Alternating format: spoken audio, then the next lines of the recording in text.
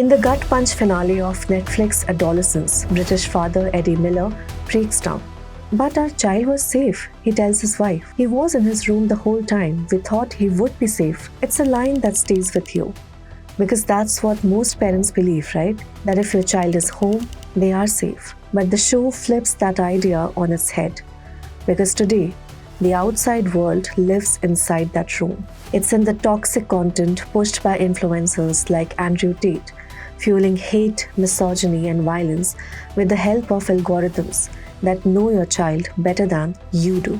When Eddie Miller says that line, he is not just grieving, he is exposing a dangerous illusion.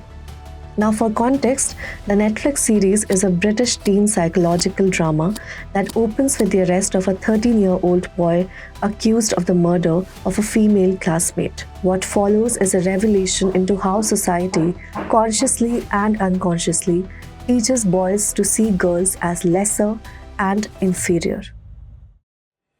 So we ask, how do we actually protect teenagers?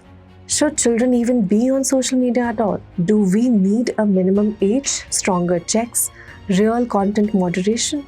In 2023, the UK passed the Online Safety Act, giving regulators the power to hold social media platforms accountable.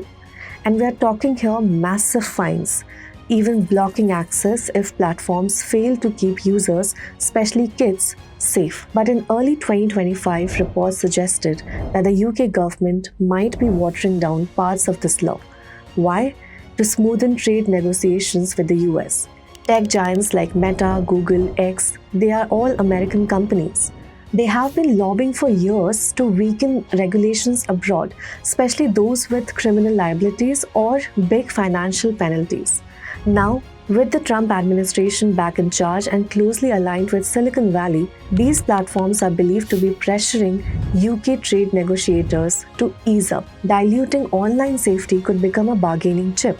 So if the UK backs down, it could set off a global domino effect. So what is at stake for kids?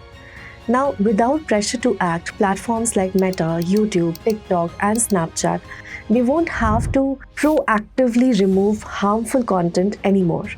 And kids will stay exposed. Look at the UK's own data from the communications regulator Ofcom. It says 4 in 5 teens are using AI tools like ChatGPT and MyAI.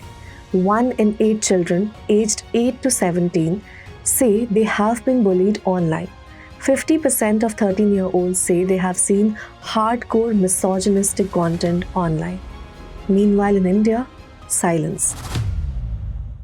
As of January 2024, India has over 751 million internet users, and a huge chunk of them are children. A 2021 report estimates that 66 million kids aged 5 to 11 are active online in India. Another survey found that 60% of kids aged 9 to 17 spend more than 3 hours daily on social media or gaming apps.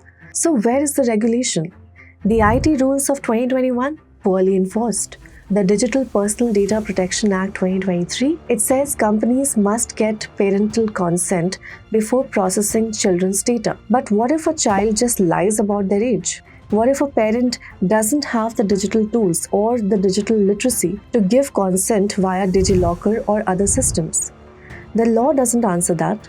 Compare that with Australia, which has just passed a law banning social media for anyone under 16. Non-compliance? Fines of up to 50 million Australian dollars. That's 275 crore rupees. So what should India do? Here is what experts are suggesting. Mandatory verifiable age gating across all platforms.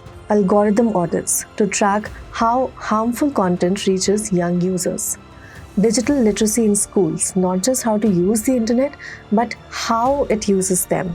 Heavy penalties for platforms that ignore flagged content. And above all, a legal framework that puts child safety above platform profits or shallow free speech defenses. So what do you think? Should India and the world rethink how kids interact with social media? Drop your thoughts in the comments below, and if you found this video useful, don't forget to like, share and subscribe to Business Standard for more such analysis.